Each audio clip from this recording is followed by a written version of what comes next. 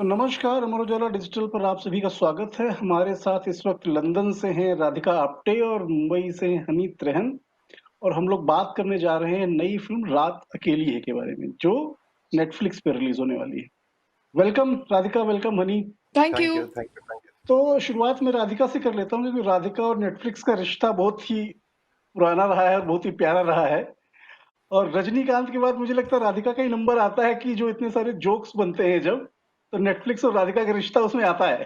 क्यों राधिका? हाँ, क्या बोलूँ I don't know what to say. नहीं, इट्स गुड। मतलब स्टारडम आपका रजनीकांत के बराबर है अगर। बहुत कम स्टार्स होते हैं जिनको लेके कि क्या होता है ना, कथाएँ बनती हैं और किंवदंतियाँ बन जाती हैं। इफ यू बिकम पार्ट जी, ऑफ जी, जी। फोकलोर इफ यू बिकम या a part of folklore then it's something very different for an actor. तो राधा के बारे में बात करते हैं कि राधा जो कैरेक्टर है आपका फ़िल्म में रात अकेली है में, जी। उसके बारे में जब आपने सुनी होगी पहली कहानी, तो आपका क्या रिएक्शन था और क्या परसेप्शंस था कि ये कैरेक्टर जो है, एक एक्सप्लॉइटेड लड़की का जो कैरेक्टर है, जो बाद में जाके एकदम से चेंज होता है, उसको लेके आपकी कुछ तैयारी थी या आपके मन में कुछ थे शंका सवाल जो हनी से आपने रिलेट किया होगा? मतलब हाँ, मतलब ये किरदार जो है वो जो हम नूआर फ़िल्मों में बोलते हैं ना फेम फ़टाल, वैसा किरदार हुँ, है। हुँ, तो हमने बैठ के बहुत मतलब बहुत बार पढ़ा, रिहर्सल्स किए जब तो राइटर डायरेक्टर के साथ मतलब हनी और स्मृता के साथ और मैंने तीनों ने बैठ के I haven't spoken in Hindi for a while कोई नहीं है। तीनों ने बैठ used to rehearse and I think जो बातचीत होती थी कि इसको कैसे वो जॉन रखना है, वो फेम फटाल है, वो उसको वैसा ही रहना है, पर उसमें से अलग क्या हम और निकाल सकते हैं उसका। ऑब्वियसली एज अ किरदार, एज अ कैरेक्टर कहाँ से आती है, क्या उसकी मतलब everything about where she comes from, motivation for everything वो। सो बहुत ही वल्नरेबल कैरेक्टर है, बट बहुत ही मिस्टीरियस कैरेक्टर भी है। And basically because it's a whodunit, you don't know कि वो जब बात करती है वो सच बता रही है, एब्सोल्युटली एरोगेंटली सच बता रही है, या एक्चुअली उसमें कुछ छुपा छिपा हुआ है। हुँ, तो ये हुँ। Constantly we had to play that and of course there's a whole romantic track. So it was very interesting, very layered character, also comes from a part मैं उस और मैं कुछ नहीं जानती, मैं कभी लखनऊ नहीं गई थी, पर लखनऊ गई, कानपुर गई, तो बहुत कुछ सीखने को मिला।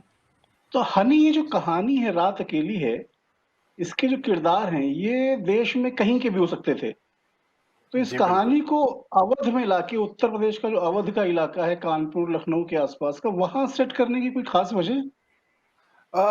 ऐसी कोई ख़ास वजह नहीं थी क्योंकि एक तो मैं चूँकि उस परिवेश से आता हूँ और मुझे लगता है कि इस तरीके के किरदार मैंने खुद एक काफ़ी लंबा समय इलाहाबाद बिताया है। मैंने हुँ, अपनी इंटरमीडिएट और ग्रेजुएशन इलाहाबाद से किया है, मैंने थिएटर इलाहाबाद से शुरू किया था। तो मुझे लगा कि इस पैदाइश तरीके आपकी कहाँ के की है? इलाहाबाद की। अच्छा, जन्म भी इलाहाबाद का ही है। जी नहीं, मैं सिर्फ़ पैदा हुआ था, मैं 4 दिन के लिए वहाँ था, ऐसा मुझे बताया गया बड़े होने पे। हुँ, हुँ, उसके अलावा मैं till 7th standard I was in Punjab, Tarn Taran and हुँ, उसके बाद में हम लोग इलाहाबाद शिफ्ट हो गए। हुँ, तो चूँकि इलाहाबाद के लोगों को, यूपी के इस कल्चर को, इन तमाम किरदारों को मुझे ऐसा लगता था कि मैं जानता हूँ, तो ये लोग मेरे ज़्यादा नज़दीकी हैं मुझे जस्टिस करने के लिए। तो और फ़िल्म जब लिखी भी गई थी तो पहले ये थोड़ा इसमें बुंदेलखंड बहुत ज़्यादा था। हुँ, जिस हुँ, समय ये फ़िल्म लिखी गई थी, तो बट धीरे-धीरे फिर हमने उसको कि लैंग्वेज एक यूपी की थोड़ी साफ भाषा भी है और थोड़ी ज़्यादा पैन इंडिया हो जाती है हुँ, बनिस्बत हुँ, बुंदेलखंड बुंदेलखंड और की। किसी हाँ, एक रीजन के। तो हुँ, इसलिए हुँ। मतलब और देखे भाले लोग थे, देखे भाले की तो थोड़ी आसानी हो जाती है। नवाज़ भी शायद होने वाले थे हमारे इस इंटरेक्शन में, वो नहीं है इस समय। तो जी, नवाज़ का जो कैरेक्टर है, नवाज़ुद्दीन का और राधिका आप्टे के साथ उनका जो ट्रैक चलता है पूरी फ़िल्म में, जी। तो मोस्टली वो ट्रैक तब आता है जब वो अपनी माँ से लड़ के आए होते हैं, अपनी शादी को लेकर के। जी, तो वो जो डेवलपमेंट है, एक लड़के के अंदर जो लगातार एक माँ उसकी लगी हुई पीछे शादी करने के लिए और सामने एक लड़की अवेलेबल है, जो ऑलरेडी कहीं न कहीं इन्वॉल्व है। तो जो इंट्रिग है कहानी का, उसको बनाए जी, रखना राधिका के चेहरे पे लगातार, मतलब राधिका जी, का चेहरा अगर आप उसको फॉलो करें पूरे शुरू से लेके आखिर तक, तो उन्होंने एक बहुत ही मतलब टिपिकल टाइप का एक फेस पे रखा एक्सप्रेशन कि आदमी समझ नहीं पाता अब क्या होने वाला है, ये लड़की क्या करेगी? जी। आई थिंक वो फैम फट जिस सभ्यता कहने से के लिए आता हुआ किरदार भी है, वो फैम फटेल का तो ऐसा होना स्वाभाविक है हुँ, और हुँ। उसको वैसा ही होना चाहिए कि हर पता ही ना लगे कि ये कितनी मिस्ट्री वुमन है। वो त्रिया चरित्र के बीच में वो खेल रही हैं सारी देर। बहुत बड़ा शब्द यूज़ किया है राधिका आपके लिए हरि ने, त्रिया चरित्र। तो उसको समझना जो आपको कैरेक्टर जब समझते हैं और आपने इतने सारे किरदार किए हैं बदलापुर से लेके गूल में या बाकी सीरियल्स जो वेब सीरीज़ में, तो एक आपको समझ में आ गया होगा कि आपका जो जॉनरा है और जिसको दर्शक पसंद करते हैं, राधिका आप्टे का नाम सुन के क्यूरियोसिटी जागती है, कि हम कुछ ऐसा देखने जा रहे हैं जो पहले हमने नहीं देखा। तो ये ब्रांड इमेज बनाना कितना मुश्किल रहा है आपके लिए? ऑटोमेटिकली मैंने ऐसे कुछ के नहीं बनाया। हुँ, I mean, it's a great compliment if people feel that I'm very happy. But as I said, it just it's the choices I've made, probably have led to some perception like that. Sorry, um, hmm. but of course, I keep hoping that I'm going to be the investigator next time in a thriller. So let's see. तो हनी आपके लिए पहला अगला plot तो दे दिया राधिका ने अगली film का। जी। हाँ, हाँ, हालाँकि की अगली फ़िल्म में मैं ही हूँ। हनी ये बताइए कास्टिंग करना किसी फ़िल्म के लिए जी, और फिर उस फ़िल्म को डायरेक्ट करना, है ना? कि एक जी, तो अच्छी बात है कि अभी मुकेश भी कर रहे हैं, आप भी कर रहे हैं। पहले तो जी, कास्टिंग को उतना तवज्जो नहीं देते थे लोग, आज से 10-15 साल पहले आप लोगों ने आके शुरू किया इसको, कि एक ये भी जी, रिस्पेक्टेबल डिपार्टमेंट है फ़िल्म मेकिंग का, इस पे भी तवज्जो जी, दी जानी चाहिए और आर्टिस्ट आप लोगों ने ढूँढ-ढूँढ के नए-नए बहुत सारे लाए हैं, जो बहुत काबिल लोग हैं। जी, और ये ऐसे माहौल में हो रहा है जब लोग कहते हैं कि आउटसाइडर इनसाइडर का एक नया डिबेट शुरू हो गया है हिंदी फ़िल्म इंडस्ट्री में। जी। तो आपको क्या लगता है कि ऐसे कि ऐसा वाक़ई में है कि बाहर के लोग आते हैं, उनको काम नहीं मिल पाता है? ऐसा मैं मानता तो नहीं हूँ। मुझे ये लगता है कि आप अगर किसी जगह अपना एक मुकाम बनाने के लिए आए हैं, वो आपकी ज़िम्मेदारी है कि आप अपने आप को वहाँ तक लेके जाएँ, जहाँ तक आपने सोचा है अपने आप को। ट्रू। उसके बीच में जो थोड़ी-सी चीज़ें आती हैं, वो हर्डल्स आते हैं। हर्डल हमारी ज़िंदगी में है। हम यहाँ अगर बम्बई में आराम नगर से ओशिवारा तक भी जाते हैं, तो हमें रास्ते में गड्ढे मिल जाते हैं। तो ऐसा थोड़ी है हुँ, कि हम हुँ। रास्ता बदल देंगे। तो करेक्ट। जहाँ तक आप अपनी सोच लेके गए हैं, अपने इरादे से आप अपने आप को भी वहाँ तक लेके जाइए, एक सुखद एहसास होगा।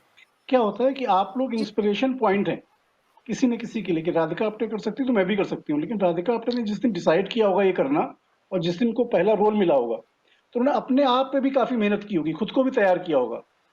तो बिना तैयारी के तो कहीं काम नहीं मिलता। हनी आपका क्या कहना है इस बारे में? जी, मुझे लगता है कि rather than having an inspiration from outside, अगर आप अपने आप से थोड़ा ज़्यादा इंस्पायर हों, तो वो मुझे लगता है थोड़ी ज़्यादा बेटर चीज़ होगी। राधिका जिस तरीके के परिवेश से आती हैं या जिस तरीके के घर से आती हैं, हो सकता है वहाँ पे उनकी अलग दिक्कतें रही हों या जिन हालात में उन्होंने आना डिसाइड किया था, उस समय वो हालात अलग थे। आप इस हालात में आ रही हैं, तो दोनों चीज़ें मैटर नहीं कर सकती। सिमिलर नहीं है। तो मुझे ये लगता है अगर आपको पता है, आपके अंदर से अगर वो गट की आवाज़ है कि हाँ, आप अभिनेता हैं या आपको लगता है आप एक चीज़ जस्टिस कर सकते हैं, उसके लिए आपको बम्बई आना है, आप बिल्कुल आके करिए एंड मुझे लगता नहीं है कि बम्बई किसी को रोकता है या कोई भी क्षेत्र किसी को रोकता है। जो बात आपने बोली कि एमबीबीएस वगैरह से ज़्यादा डिफ़िकल्ट है ये, इससे मैं एकदम सहमत हूँ क्योंकि एक बार आप डॉक्टर बन गए तो आप ताउम्र डॉक्टर हैं। यहाँ हर बार आपको नए सिरे से एग्ज़ाम देना पड़ता है। Correct, correct. हर उसी फ़िल्म का नया मज़ा इम्तिहान भी है। है हुँ, उसी का मज़ा भी है, हर फ़िल्म आपका एमबीबीएस का एंट्रेंस है। Correct, correct.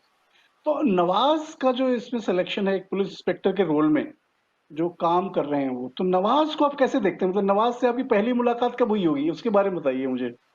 सर कुछ आई थिंक नवाज़ भाई को मैं बहुत सालों से जानता हूँ। इनफैक्ट मतलब मैं जब बॉम्बे आया था तो मैं कुछ 2002 में आया था और कुछ एक लोगों को ही जानता था मसलन मनोज वाजपेयी और नवाज़ भाई क्योंकि थिएटर की वजह से एक जुड़ना रहता था। तो नवाज को मैं कई सालों से जानता हूँ एंड नवाज भाई के सिलेक्शन को लेके ये था क्योंकि इस फिल्म के लिए मुझे एकदम सो कॉल्ड हीरो की जो इमेज होती है, जो जाएगा कर दिखाएगा, उससे ज्यादा मैं एक आम आदमी ढूंढ रहा था जो उस जगह से हो, जो जिसकी भाषा उस जगह की हो, जो उस जगह की मिट्टी को पहचानता हो और जो इस किरदार में कुछ एक चीजें हैं जो उस बंदे ऑलरेडी हों, जिनसे वो गुजर चुका हो अपनी इस जिंदगी में, तो उसको लेके नवाज मतलब सबसे ज्यादा नजदीक में पाता था उनको इस तरीके के रोल के लिए। एंड ऊपर से वो माशाल्लाह एक्टर इतने अच्छे हैं कि मजा आता है। और उसमें उनकी जो केमिस्ट्री है इला अरुण के साथ, जो बेटे और माँ की केमिस्ट्री है, वो बहुत दिलचस्प है, पूरा ट्रैक जो है। जी, जी, मैंने देखा है इस तरीके के माँ-बाप, मेरी अपनी ग्रैंडमदर के साथ कुछ ऐसी ही केमिस्ट्री थी। तो अच्छा। हाँ, हाँ, वो हर चीज़ को लेके मतलब वो चलता रहता था। एक हमारे में I have been brought up by my grandmother and तो वो एक नोक-झोंक हर समय चलती रहती थी कि ना हमारी अच्छाई अच्छी लगती है, ना हमारी बुराई अच्छी लगे, ये तो हो ही नहीं सकता। तो वो एक है। और नवाज भाई, चूंकि ये सारे लोग थिएटर से आते हैं, मैं खुद थिएटर से आता हूँ, तो एक बड़ा ऑर्गेनिक सा प्रोसेस हो जाता है इन लोगों के साथ में काम करना, क्योंकि मुझे भी उस तरीके से थोड़ा काम करना पसंद नहीं होता कि ये कैमरा यहाँ है, आप वहां से आके बैठ जाइए। तो नवाज भाई और उनके घर के सीन में मुझे ये होता था कि अगर आप दोनों लोग हैं, माँ बेटा, बेटा आ गया है घर में, माँ क्या करेगी, इस समय बात क्या करिए। होता होगा, इस समय क्या होता होगा। अब तो उस लिहाज से है कि अच्छा, शाम का समय मुझे याद है कि इलाहाबाद में शाम को धोबी आता था हमारे घर पे कपड़े देने के लिए और मम्मी कपड़े लेके अंदर आती थी। तो इला जी की पोजीशन करेक्ट नहीं हो पा रही थी कि वो कहाँ से सीन शुरू होना चाहिए, इला जी को हम कहाँ देखें।